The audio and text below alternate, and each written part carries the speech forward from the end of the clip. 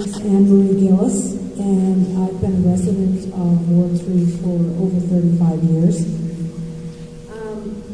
My question, the city pension plan crisis has resulted in cuts, significant cuts to services in the city. And the unions in St. John are very powerful. And the city at times seems to be held hostage by collective agreements. For example, the Outside Workers Union has a mandate for 293 workers, I believe, regardless of the need for work for those workers. The firefighters union goes to arbitration routinely whenever their contract comes up, and they get big increases. As far as I'm aware, they had a 16% increase over the last couple of years. I know in my job, I've had 0% for several years. The police union has big increases over whenever they have a new contract. So as a councillor, I'd like to know how far you'd be willing to go to rein in costs of the city, which is really needed. We all know that. And I refer, I think back recently to the strike, the transit strike in Halifax, where the city council there decided, enough is enough. And, given that everybody bargains in good faith, that's key. But how far, as a councillor, are you willing to go to rein in costs of the city? Thank you.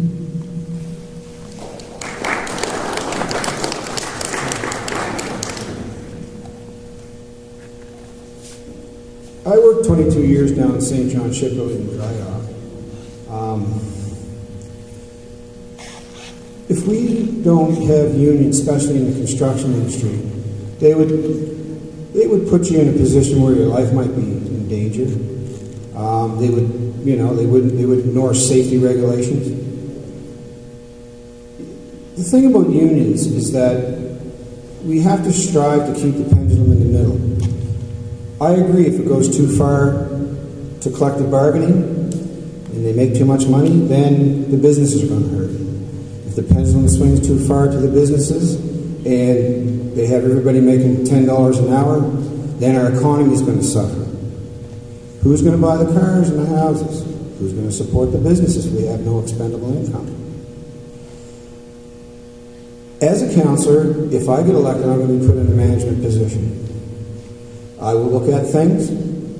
If the fire department is a little top heavy, or the police force is a little top heavy, or the outside workers are a little top heavy, then we have to look at making ways to cut this back. But if you eliminate unions, what's going to happen is we're going to be into a dictatorship or totalitarianism, where the entity will say, well, you're only worth minimum wage. But if the gas keeps going up, and that puts the price of food, puts the price of our cost of living up, but we're not allowed to negotiate to get 10 cents more to accommodate that, then where's the economy going to go? It's going to go down the tubes. I'll repeat myself. Who's going to buy the houses and the cars? Another thing with collective bargaining, it gives the members a chance to take initiative to have a say in what's going on. If you don't have unions, the workers will not have a say in what's going on. So again, it's the idea of keeping the pendulum in the middle to keep everything level. That's all I'm going to say. Thank you very much.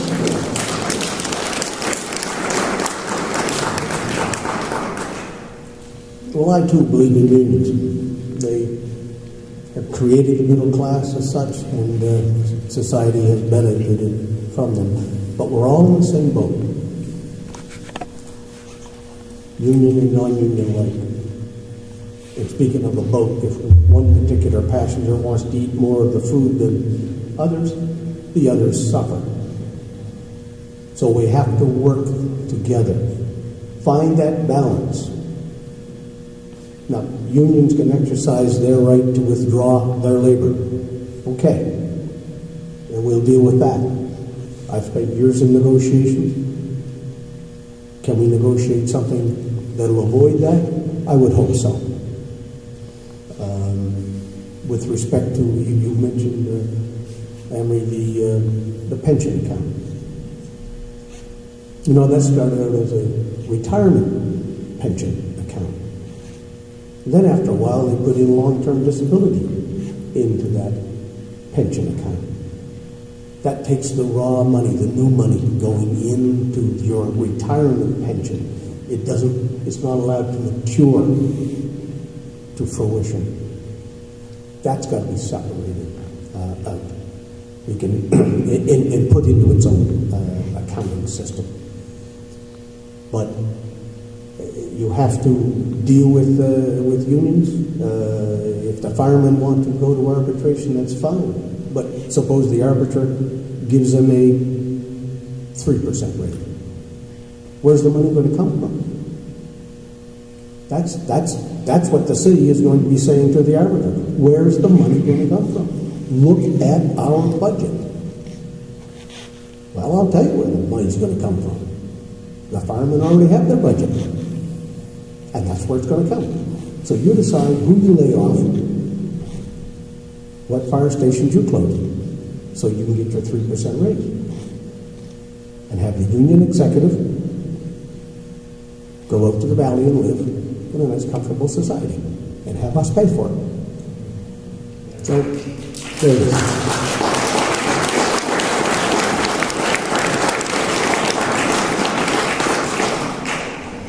Thank you for your question, and I think you're identifying a real challenge that we have here in St. John. Absolutely. And we're facing that challenge all the time. But especially now, we can't back away from exploring better ways to do things in St. John.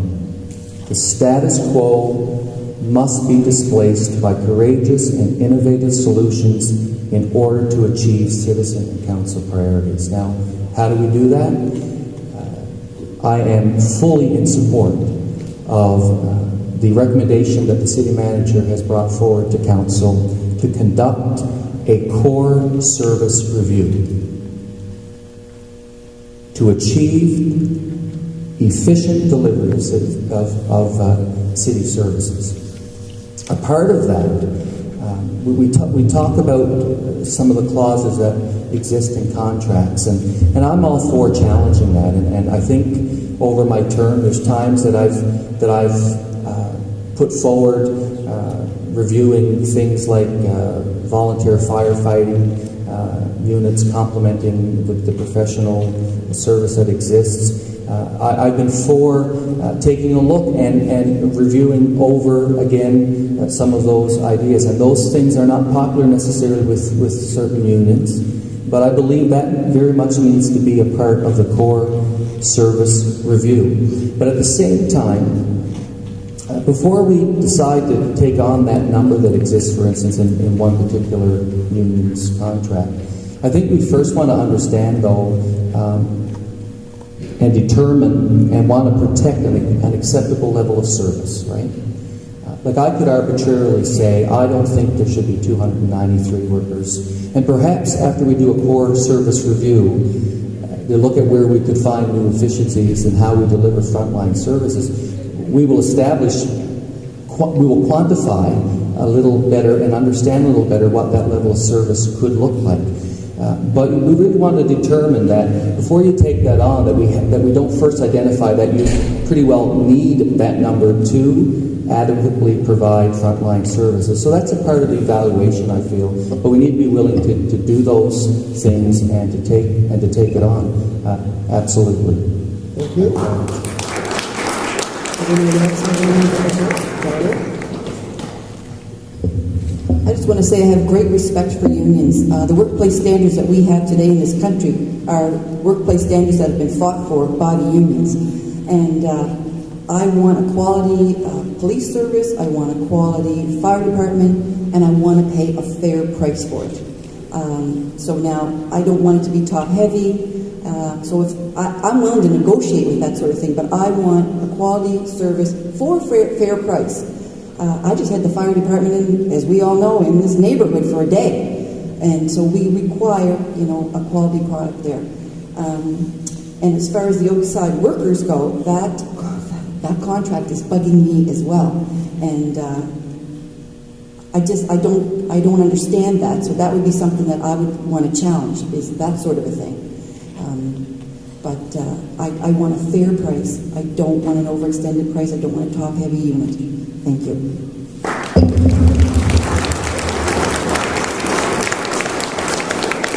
Anyone else like to have anything to comment on this?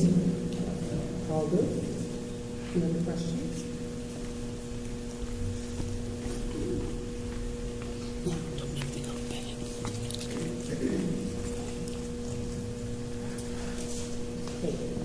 I'm in here, I'm a single mother of 4. Today, I'm very involved in my neighborhood. Today, I had to take a cab to get here because there's no buses that run down. Sorry, Walkmans. I'm a single mother of 4. Today, I had to take a cab to get here because there's no buses that run down to South End. That is a bag of milk taken out of my kids' pockets because I feel this is important to be here. I understand we have no money in the city. What is your plan to help the poor people of the city? Taking our buses away, taking our community centers away. What's the plan to help us? Equality. Oh, and another thing, our bus, we had a big rally. Donnie Smuck was the only person that could not come because I knew that he was at Hockey for Everybody. It was his last day.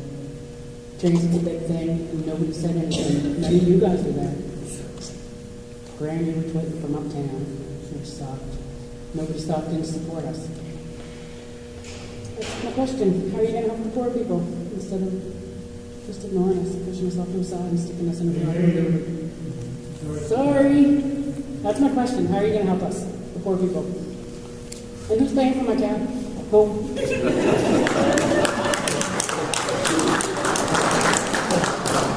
See me afterwards. And I mean that. I very much appreciate you coming down.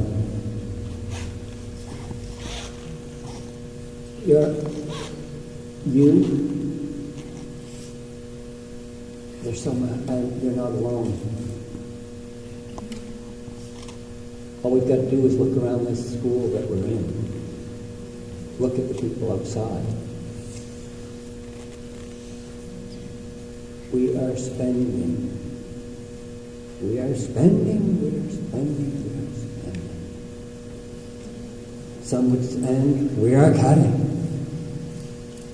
in the wrong places, all around. 400,000 for Enterprise St. John. How many trips on the bus would that give you? How much milk would that give you? How much are we paying for the City Hall proper infrastructure? Those people that work in City Hall. Now, I'm not saying slash and burn City Hall. We need those people. They're our backbone, aren't they, Donnie? But do we need as many? Can we combine departments and save money?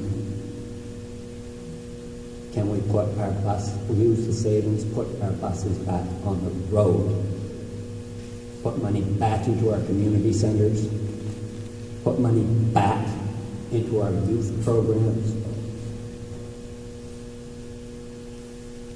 Yes, we've got a huge pension deficit. The elephant in the room. How do you eat an elephant? Excuse me? One bite at a time. Exactly. We're not going to come up with $200 million tomorrow to pay off the pension deficit. But we'll get it in bits. We can change this city for the good. We can change. Maybe not the complete structure of the pension plan that our fellow employees back there in blue depend on, or they're certainly hoping it's there when they retire. I know the federal government just told me my pension plan's moved 2 years ahead, or 2 years back for me to get it. But we can save money in the city if we look at it correctly and direct the money to the right places.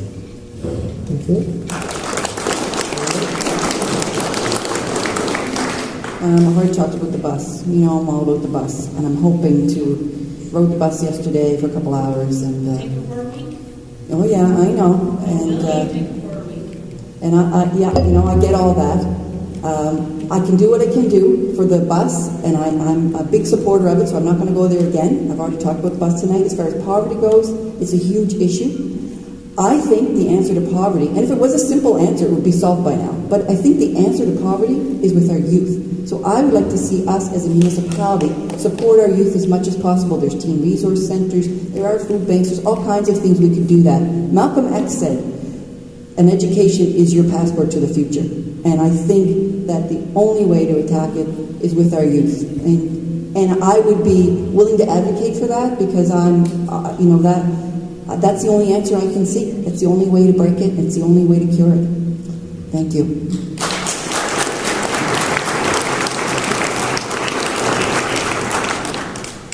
Well, like Alan said earlier, thank you so much for actually coming down. And I thought I'd address, first of all, that I missed the rally because you called me out on it. I appreciate the direct style on that. I like that. It's true, I didn't make it. I apologize. I was busy running around doing different things at the time, but I don't want to misconstrue that's lack of support for transit or buses or what have you in general, because I'm definitely a huge advocate of public transit, of even reducing dependency on travel by any motorized vehicle, to be frank. That's why I live uptown, within walking distance of where I work, of where I shop, that sort of thing, so it's not even an issue to me, for the most part. When people tell me about potholes, even sometimes I don't even notice it often, because I, sometimes am not always out there for different things, because it's not part of a commuting pattern for myself. But I appreciate how much of an impact it has on everyone's lives, because I lived for years doing the bus commute as well before I am where I am now. To address poverty, it's really difficult from a municipal perspective, because it is, as I'm sure you understand, one of the most complicated issues you could look at. I mean, there's everything from economic development to education to housing, whether it's working with the province on establishing requirements for subsidized or low-income units within mortgage properties, or whether it's with the provincial housing authorities or what have you, whether it's creating mixed neighborhoods that provide upward mobility for those in need, or whether it's for simply improving the neighborhoods that we have already by providing services within them. I mentioned livability earlier. Things like providing shopping, educational resources, things like that within a community, so that you have that support system for people, that you don't have to travel out of your way to get them, so that it's right in your own backyard. And those sorts of things have shown in a lot of studies to make a significant difference in allowing people in difficult situations and impoverished situations to help find ways out, find employment. That's something that, again, it's difficult for a municipality to work directly on. But it's certainly something that we can support. As mentioned earlier, NGOs like the Human Development Council, like some of our great neighborhood associations, and our youth as well. St. John's working towards creating our first youth shelter, which is going to be huge, I think, in the city. And I think that kind of initiative is something that we have to support as a city, so that we're shown to be supporting every class of citizen. No matter where they come from, economically, socially, religiously, you name it. Thanks.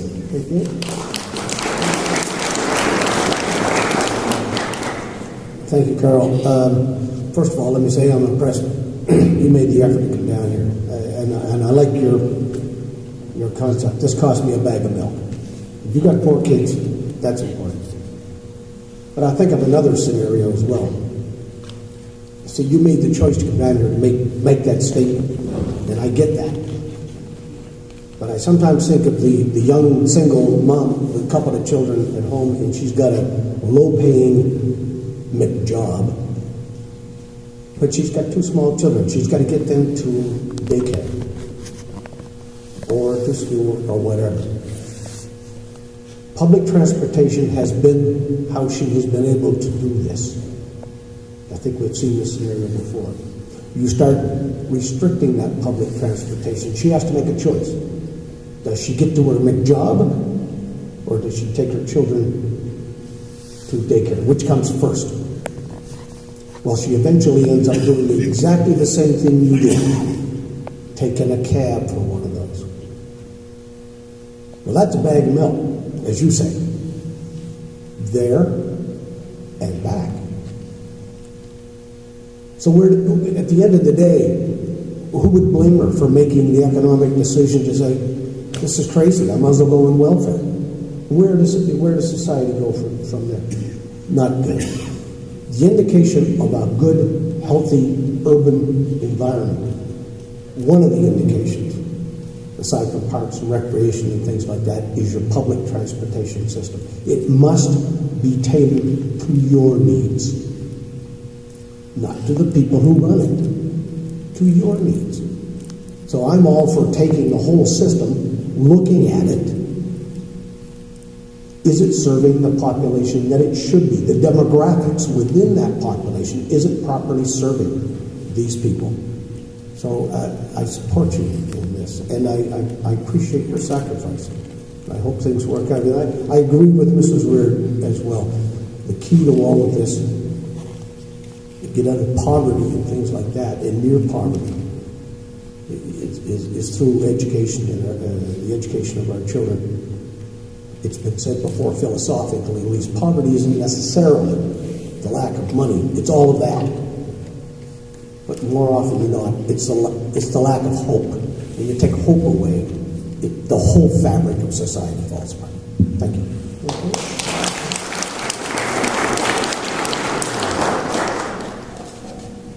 I stated before that I worked at St. John Shipbuilding, and when the dry dock folded, my unemployment ran out. I worked all my life. I delivered papers and Star Weeklies and sold fish over on the west side, cut lilacs, whatever it took. I never thought I would ever be in a position to have to use a food bank. I went to the food bank. We had it out in Dr. Roberts. While I was standing in line, there was a woman. She was pretty distraught. I went over to her and I said, what's the matter? She said, I spent my last $15 to get a cab fare out here, and I don't know how I'm going to get home. So I drove her home. The next day, I called the mayor, and I called MLA in LeBlanc. And then I went to a ward meeting, and I stood up at the ward meeting. It's in the paper. I can get the article for you.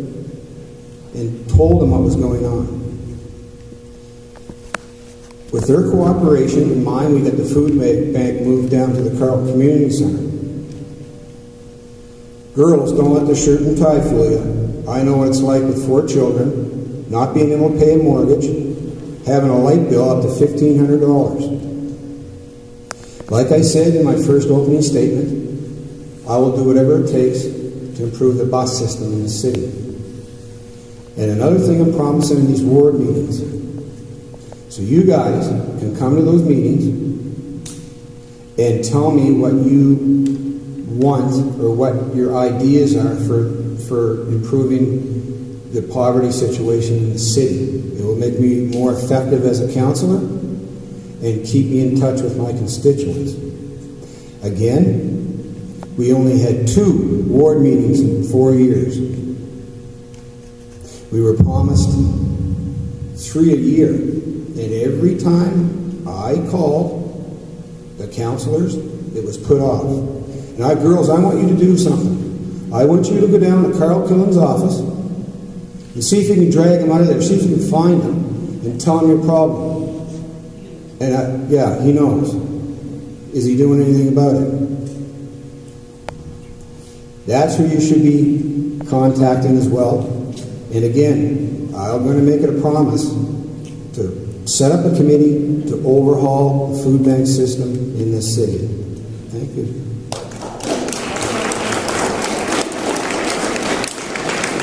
just asked Carl if there was any time left. But I feel like I do want to respond to what Andrea has said tonight. People make a difference, and we're seeing it all the time. And Andrea and Tammy are examples of that. There are a lot of examples here tonight of people who are like giving of themselves all the time to make a difference in our priority neighborhoods. And we just buried Councillor Mott this morning.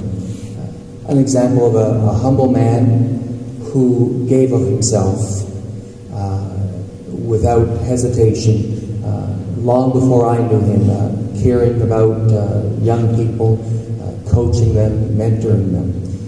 To me, that's what it's about. City Hall does give some money to support through a community grant program that we have to support some of the neighborhood initiatives that exist in our city's priority neighborhoods. That's a small part that we do, but we do it, and we've committed to that, and that's important that we're doing that. But I do believe in just supporting people that are out there just trying to make a difference day to day. Pathways, I don't know who said it, maybe Donna, but education, pathways to employment through education. Look at some of the great things that are happening through PALS. Think about Hazen White School, for example, and some things even happening here at our school in the South End. Just mentoring kids, supporting parents is where it's at.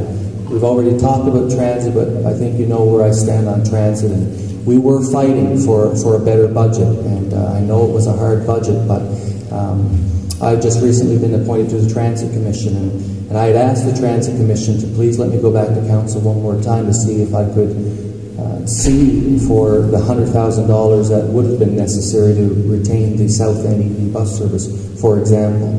I believe we need to be committed to funding our priorities, and our priorities need to include evening bus service for the South End. Absolutely.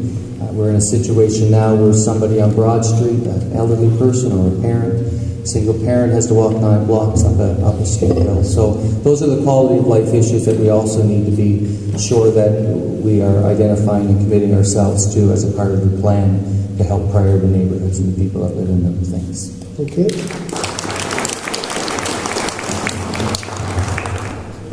I've had a couple of people ask that they have the opportunity to pose some questions. Currently at this time it's now approximately 8:30 and we would move into private discussion, but you're the people that this is all about. So what I would ask is that if you would want us to continue with questions from the audience, would you please stand up? Or if we would rather that we go back to the table groups so that you can meet people privately, then just remain seated. So if you want us to continue with questions, if you would stand up. Okay.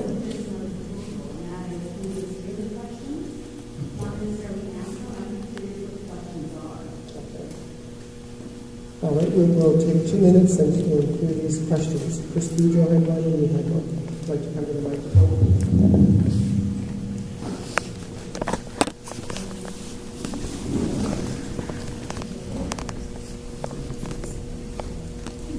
Well, my name is Don Gillis. I've lived in the South End of Ward 3 for other than a few years away, and other places 64 years, so I guess I'm 64 years old. But anyway, I didn't think I'd come here tonight to talk about buses and water, and I was going to ask you all what your vision is for the St. John. What when you look at the paper, and they certainly pick up, you've got the highest cholesterol, we're the fattest people, we're this and we're that, we're negative this and that. I was in Hampton a year ago visiting my uncle. Went to Tim Hortons, and 3 old codgers sitting at a booth in Hampton. And one says to the other one, yeah, any old ditch water in King's got any better than St. John water. Well, I drink St. John water, and I think it's fine. You know, we have to improve it, new standards and everything. I happened to volunteer for one of the mayor candidates today. I had a woman come into the office, and she looked 75, 80, and she sat down, she had a cane, and she started to tell a story. She lives at the villa. She's lived there for 11 years, and She's originally from England. And she says she goes every day, she takes the bus into town. And she says, I'm afraid I won't be able to do it anymore. That's the only time I get out, is when I get to the buses. And she said, I'm afraid I won't be able to get out anymore. Now, whether it's real or not, that's her perception. So, and I agree, the buses have to be restored to some extent. Money's going to have to come from someplace. And the whole problem goes back to our $8 million we pay every year to the pension plan. You know, what we have to pay back and what the promises are making us pay. But all these negative things that we endure, what in 25 words or less is, I guess we're not answering the question, but what is your vision for St. John to give us the sparkle and the pizzazz that this city deserves across this province? Talk to anybody in the province, and they make it in St. John. We wouldn't go there. We're going to be raped. We're going to be murdered. You know, we're going to die of water poisoning. But we've got to change that in St. John and show that we are the engine of this province and we deserve better. Thank you.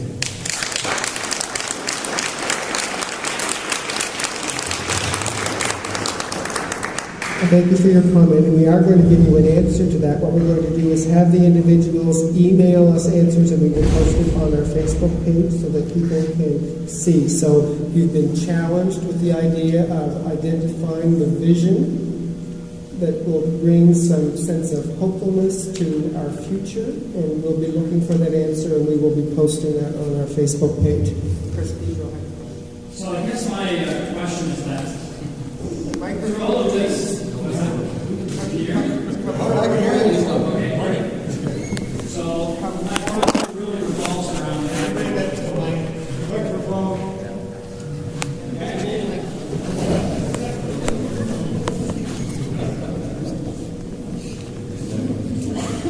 My question revolves around the fact that we all know what the challenges are for the opportunity here. I want to see what you folks think for Ward. What are the opportunities? What's the low-hanging fruit that, if any of you were to get into your position, what do you see are the things that can be done quickly? Things that can help the community now. We know you have challenges ahead of you. We know you've got things to do. But what do you see right now that could be done quickly, easily, cost-effectively, even with no money, to help improve the ward? That's what I'd like to hear from each of you.